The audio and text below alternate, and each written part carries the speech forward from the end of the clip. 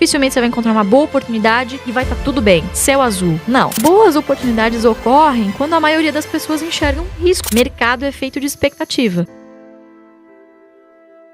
Eu sempre soube que eu iria trabalhar com ações. Não sabia o que, enfim, mas sabia que eu ia trabalhar nesse mundo, né? Sempre me encantei muito por esse ambiente de bolsa, aquelas luzinhas piscando na tela, né? Sempre acompanhei meu pai, enfim, há muitos anos investidor. Minha mãe também trabalhava em corretora, parou de trabalhar pra cuidar de mim, enfim. Tudo começou, na verdade, em 2008. Lá em 2008 eu tinha 14 anos e meu pai falou assim pra mim: legal, você quer uma mesada? Eu pedia mesada todo dia. Adolescente, né? Que isso? Só pede. Só quer consumir. É iPhone, é não sei o que. Essa geração aí tá demais. Eu lembro que na época era o Nike Shots. Nossa, era o tênis da moda. Eu queria muito, enfim. E aí meu pai virou e falou: bom, seguinte, você vai ter uma mesada, mas quem vai pagar não vou ser eu. Eu vou te dar aqui uma carteira de ações da Ultrapar. Me deu lá X ações da Ultrapar. E essa empresa, essa carteira vai te pagar o equivalente a mais ou menos R$300 por mês. Tá bom pra você? Pô, tá excelente. R$300 pra 14 anos. Quem tinha 14 anos na época era um dinheirão, né? E aí ele começou a me mostrar devagarinho que se eu pegasse, não precisava pegar os R$300 todo, né? Mas parte desse dinheiro, se eu guardasse e reinvestisse, no mês seguinte ou no trimestre seguinte, quando a empresa anunciasse novamente dividendos, eu não ia ter mais 300, eu ia ter 301. Nossa, mas pai, R$1 só a mais? O que eu faço com R$1? Não, mas se você investir 301 no próximo trimestre, você vai ter 310, veja só, você não ganhou mais você ganhou mais R$9. Então, ali aprendi 2 lições muito valiosas, né? Não sabia que estava aprendendo sobre isso, mas é o juro composto,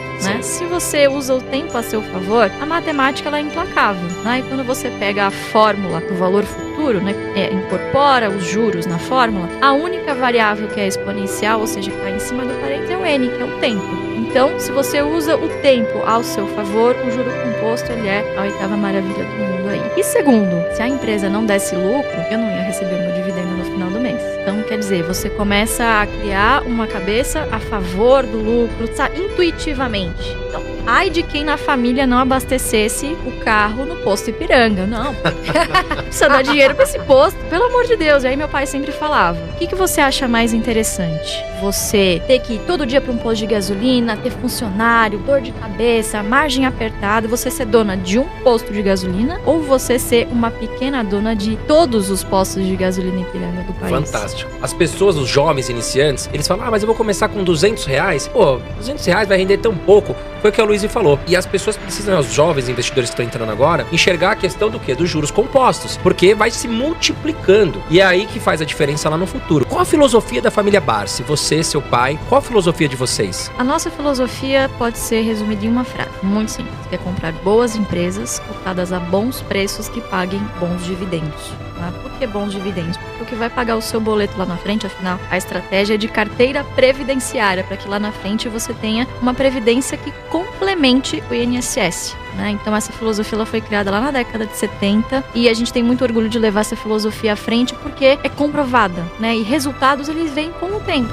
Quanta gente ao longo desses 50 anos não acendeu e de repente sumiu novamente, né? E o Barsi não, tá aí consistentemente há 51 anos. Eu vejo muito vocês falarem sobre uma estratégia de dividendos. Você é focada nessa estratégia, ou seja, carteira de dividendos, ou não? Você tem aquelas ações, por exemplo, que você fala: não, essa aqui eu acho que pode ter um crescimento, ou não? Sua estratégia é mais só dividendos? Existe um estigma de que empresa que paga dividendo não cresce. Isso não é uma verdade. Obviamente que existem empresas que não pagarão dividendos. E aqui existem 2 tipos de empresas que não pagam dividendos. As que não podem, e essa você deve fugir, e as que não querem. Essas a gente tem na carteira, porque um dia pode ser que ela venha a pagar. O que é muito interessante no Brasil é que a gente tem muito poucas corporations, ou seja, muito poucas empresas não têm controle definido. Então, boa parte das empresas, boa parte dos acionistas controladores acabam fazendo questão da distribuição de algum tipo de provento justamente para rentabilizar o seu próprio investimento, né? Então acho que hoje é uma grande diferença de você investir aqui no país. E esse foco muito grande em dividendo, lembrando que não é o dividendo a qualquer custo, ele é o dividendo perene, sustentável, né? Então, por exemplo, você pega uma Taesa que tem as suas receitas corrigidas por IGPM, faz investimento, você tem lá um grande capex no início, tem a TIR, né, que tem a taxa interna de retorno, e sobra um excedente de caixa, porque você tem um headcount muito pequeno, poucas pessoas trabalhando na empresa. Então, assim, você tem uma margem muito grande que você não precisa reinvestir, porque são concessões, certo? Você já tem uma receita ali previsível e corrigida pelos próximos 30 anos, então não tem. É mais caro você deixar esse dinheiro no caixa, porque você não tem tanto investimento assim para realizar. É só um capex ali de manutenção e o resto você distribui. E quer dizer, a empresa continua crescendo e ela consegue distribuir bons dividendos para os seus acionistas. Então depende do perfil da empresa, né? Então eu acho que, independentemente se a empresa paga atualmente ou virá a pagar um dia, as empresas que as pessoas devem correr são aquelas que não podem pagar dividendos, seja porque suas margens são muito pequenas, ou enfim, um negócio extremamente cíclico. Esses setores realmente a gente não tem em carteira, tipo aviação, frigorífico. A aviação Não, ações mais arriscadas, né? Luiz, aviação... se você tivesse hoje de frente com um menino de 18 anos que tá começando a investir, falei um menino porque eu já tô perto dos 40, o que você falaria pra ele? Olha, eu daria a mesma dica, eu faria exatamente a mesma coisa que o meu pai fez pra mim. Ele me deu essas ações da Ultrapar. Por 2 ou 3 anos, eu só tive ações da Ultrapar na minha carteira, porque com R$300 eu comprava ainda no fracionário essas ações. Então, o que é muito importante pra gente? É muito melhor você ter poucas empresas na carteira e muitas ações dessas empresas do que um caminhão de empresa na carteira com pouquíssimas ações de cada uma. Porque fazendo isso, o que acontece? Você não ganha nem na valorização, certo? O que você ganhar vai ser irrisório e não ganha nem com o dividendo. Então, até o Warren Buffett fala, tem uma frase ótima que dizem que é dele, né? Hoje em dia, qualquer coisa no mercado que falam, dizem que é do Warren Buffett. Que é muito mais fácil você encontrar poucos e bons negócios do que muitos bons negócios. Se for assim, é melhor você investir no índice logo de uma vez, num fundo passivo, que aí você sempre vai bater as carteiras ativas. Mas se for para fazer um stock picking, ou seja, selecionar empresas, faz sentido você ter um caminhão de empresa ali. Então, para esse jovem que tá começando, eu diria, poxa, pega esses seus R$200. Inclusive, eu trouxe até aqui um breve simulador, um simulador histórico. Se você, há 5 anos atrás, e claro, a gente não consegue prever o futuro, então temos que olhar o passado. Se tivesse investido apenas R$1.000, pegado lá aquele dinheiro que a sua mãe deixou para você na poupança, enfim, você recebeu uma graninha a mais, colocou R$1.000 em Taesa. E aí, todo mês se comprometeu, ao invés de colocar R$250 na poupança, a colocar na sua carteira previdenciária na Bolsa de Valores na empresa Taesa. Enfim, porque é uma empresa, como já disse aqui, que tem suas receitas corrigidas pela inflação. Então, teoricamente, é uma boa empresa para você se defender da inflação. Em apenas 5 anos, você teria acumulado R$30.800 em patrimônio, sendo que você teria desembolsado 16 mil. Mas como assim? Eu tirei 16 mil do bolso e tenho 30? Como que isso é possível? 1, tempo, só com paciência e disciplina. E 2, reinvestimento dos dividendos. Então, 16 mil teria saído do seu bolso, 5.900 teria saído do bolso da Taesa, te patrocinando ali todo ano para você pegar esse dinheiro e reinvestindo e construindo um patrimônio aí de R$30 mil.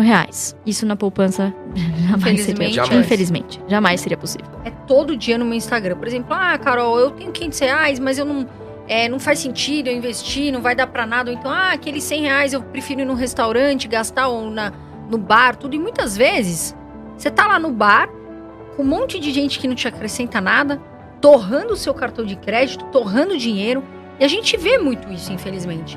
Mas não vejo você falar de Lamborghini, não vejo Ferrari, não vejo grandes ostentações. E hoje, tem aquelas pessoas que são ricas e gostam muito de ostentar. E isso acontece muito, né, Luiz? Isso é uma coisa muito ruim que a gente vê nos jovens, essa fixação por ostentação, né? Não tem problema você ter bens materiais, você conquistar sonhos, comprar coisas, né, querer ostentar, não tem problema. O problema é o timing. Custa muito caro você fazer isso muito cedo. É pra impressionar alguém ou assim, o que quer que seja.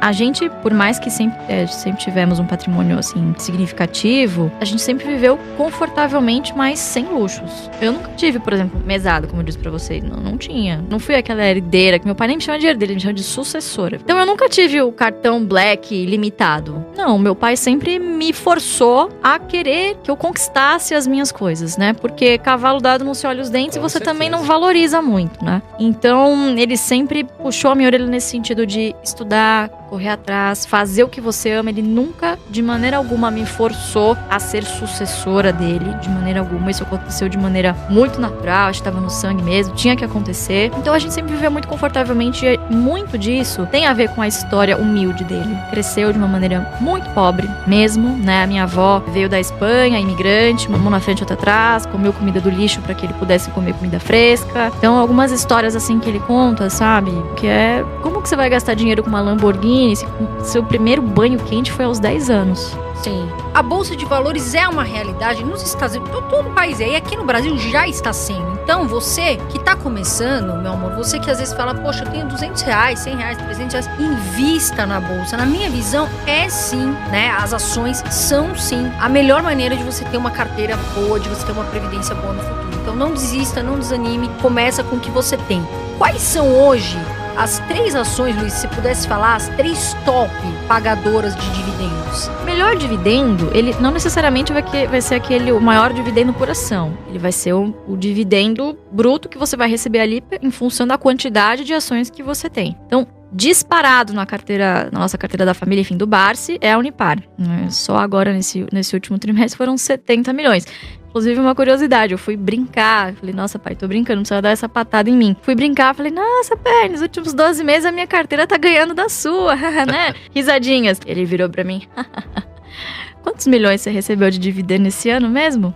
Fiquei quieto, né? Aí, de novo, boa, toma essa, né? E de novo, que paga boleto é renda, não é patrimônio. Então, Unipar, 70 milhões só agora nesse último trimestre. No ano, acho que já foram mais de 100 milhões. Segundo, Banco do Brasil, também tem uma grande quantidade de ações na carteira. Ele é o principal acionista pessoa física do banco, né, no país. Então, Banco do Brasil. E terceiro, Santander. Banco Santander. Foram os 3 maiores recebimentos aí de proventos no ano.